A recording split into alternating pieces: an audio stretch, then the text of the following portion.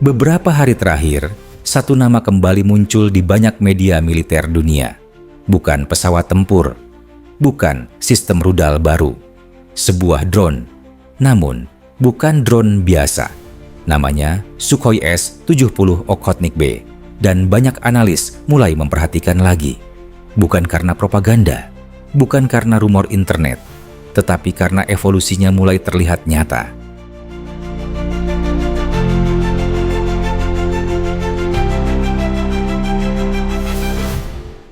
Beberapa hari lalu, berbagai situs berita militer internasional memuat artikel yang sama.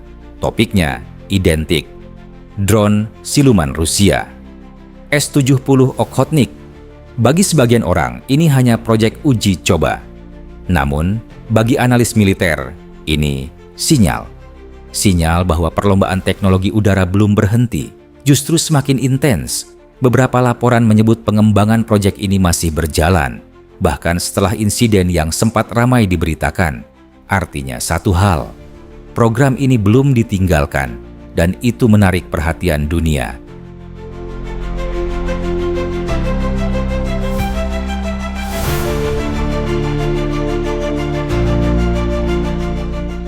Dulu, drone identik dengan pengintaian, terbang tinggi, memantau wilayah, kadang menyerang target kecil.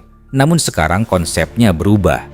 Negara besar mulai mengembangkan drone tempur berat, bukan sekadar UAV, tetapi platform serangan strategis. Dan Rusia mencoba masuk ke kategori itu, bukan dengan drone kecil, tetapi dengan sesuatu yang jauh lebih besar.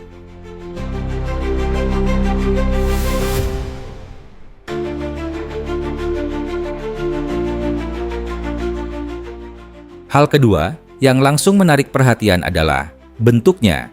Tidak ada ekor tradisional, tidak ada struktur mencolok, yang terlihat hanya satu sayap besar. Desain ini disebut flying wing. Bentuk ini bukan sekadar estetika, ini soal radar. Dalam dunia militer, bentuk menentukan apakah radar bisa melihatmu atau tidak. Semakin sedikit sudut tajam, semakin kecil pantulan radar. Dan desain seperti ini biasanya hanya digunakan pada platform yang dirancang untuk menembus pertahanan udara. Ini bukan kebetulan, ini desain yang disengaja.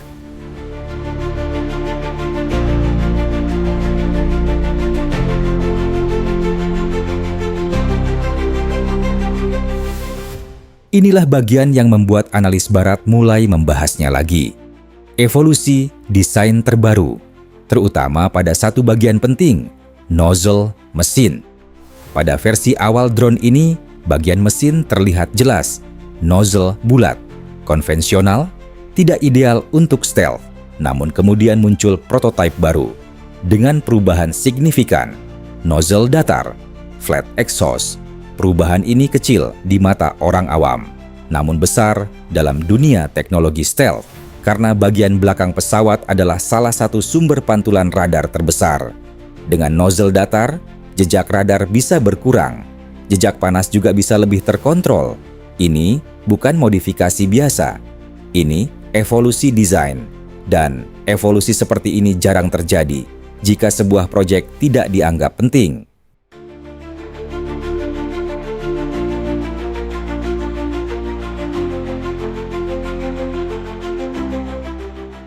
Selain nozzle baru, analis juga melihat hal lain. Struktur pesawat lebih halus, lebih menyatu, lebih sedikit bagian eksternal. Dalam bahasa sederhana, lebih stealth. Ini menunjukkan satu kemungkinan, bahwa desain mulai bergerak ke konfigurasi operasional. Bukan lagi eksperimen awal. Biasanya, tahap seperti ini terjadi ketika sebuah proyek mendekati fase produksi terbatas. Dan itu membuat banyak pengamat memperhatikan lebih serius.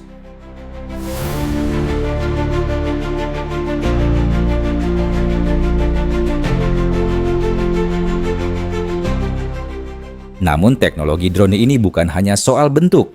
Yang lebih penting adalah cara penggunaannya.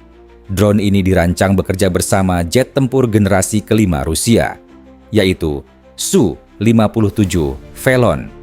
Konsepnya disebut Manned and Unmanned Teaming, atau singkatnya pilot manusia, dan drone tempur bekerja bersama dalam satu misi. Bayangkan skenario ini. Jet tempur berada di belakang, mengendalikan situasi, sementara drone bergerak lebih depan, masuk ke zona berbahaya, menemukan radar musuh, menyerang pertahanan udara, atau membawa senjata tambahan. Ini bukan konsep futuristik lagi. Ini sedang dikembangkan oleh banyak negara. Amerika Serikat juga melakukannya, Cina juga, NATO juga, namun Rusia memilih pendekatan berbeda. Drone yang lebih besar, lebih berat, lebih berani dalam desain.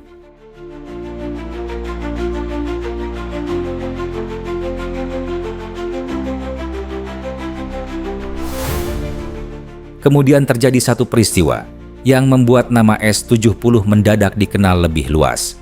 Dalam salah satu operasi uji, drone ini kehilangan kendali. Situasi berbahaya karena ada risiko teknologi sensitif jatuh ke tangan lawan. Keputusan diambil cepat. Drone tersebut dihancurkan oleh pihak sendiri. Beberapa media barat langsung menyebutnya kegagalan. Namun di kalangan analis militer, interpretasinya berbeda. Karena fakta pentingnya, drone itu sudah berada di lingkungan operasi nyata. Artinya program ini tidak hanya diuji di pangkalan, tetapi mulai diuji dalam kondisi konflik. Itu level yang berbeda.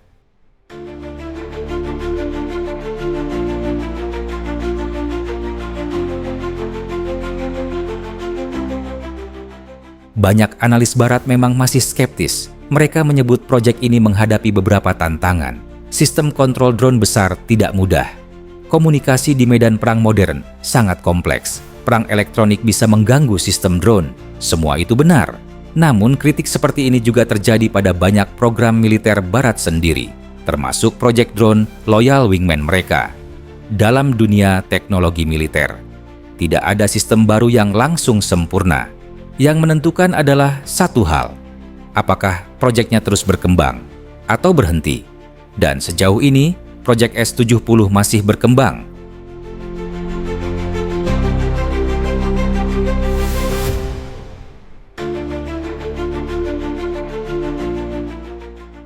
Apakah drone ini akan diproduksi massal? Belum ada jawaban pasti. Namun beberapa indikasi mulai muncul. Pengujian terus berjalan. Desain terus diperbaiki, integrasi sistem terus dikembangkan. Biasanya itu tanda bahwa proyek belum selesai dan belum dihentikan dalam dunia militer.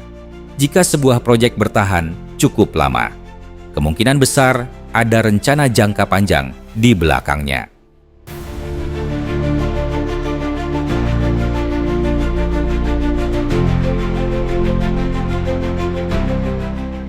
Jika kita melihat gambaran besar, S-70 bukan hanya tentang satu drone.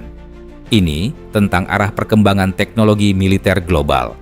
Drone yang dulu hanya alat bantu, sekarang mulai menjadi elemen utama. Rusia mencoba membangun sistem yang berbeda dari banyak negara lain. Lebih besar, lebih berat, lebih agresif dalam konsep. Barat mengkritik, namun juga mengamati. Karena dalam persaingan teknologi militer, tidak ada yang ingin tertinggal.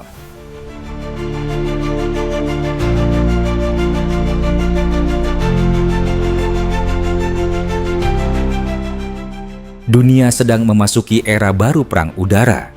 Jet tempur masih penting, namun tidak lagi sendirian. Drone mulai mengambil peran lebih besar, dan proyek seperti S-70 Okhotnik menunjukkan satu hal. Perlombaan teknologi ini belum selesai, justru baru memasuki fase berikutnya. Dan sekarang, banyak mata sedang mengamati dengan sangat serius.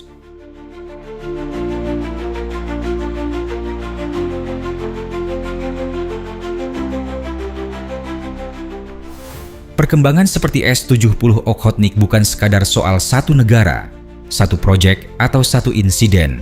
Ini tentang arah dunia, tentang bagaimana teknologi berkembang, tentang bagaimana strategi militer berubah, dan tentang bagaimana keseimbangan kekuatan global terus bergerak. Pertanyaannya sekarang bukan lagi apakah drone akan mengambil peran besar, tetapi seberapa cepat perubahan itu terjadi, dan siapa yang paling siap menghadapinya. Disinilah pentingnya kita berpikir bersama, bukan untuk memihak, bukan untuk membenarkan, tetapi untuk memahami. Karena memahami perkembangan teknologi global berarti memahami bagaimana masa depan sedang dibentuk sedikit demi sedikit di balik layar. Menurut Anda, apakah konsep drone tempur berat seperti ini akan benar-benar mengubah wajah perang udara? Atau justru akan menghadapi batasan yang sulit ditembus? Tulis pendapat Anda di kolom komentar. Mari kita diskusikan secara rasional dan berbasis data. Jika Anda menyukai pembahasan mendalam seperti ini, tanpa sensasi berlebihan, tanpa dramatisasi, dukung channel ini dengan cara sederhana. Subscribe, like, dan bagikan ke teman yang juga tertarik dengan isu strategi dan teknologi militer. Dukungan Anda membantu channel ini terus menghadirkan analisis yang tenang, kritis, dan berbasis informasi. Pembahasan bertujuan untuk edukasi dan analisis geopolitik semata, bukan untuk mendukung pihak manapun dalam konflik yang sedang berlangsung. Beberapa informasi dapat berkembang seiring waktu karena sifat proyek militer yang dinamis dan seringkali tidak sepenuhnya dipublikasikan. Tetap kritis, tetap terbuka, dan selalu verifikasi informasi dari berbagai sumber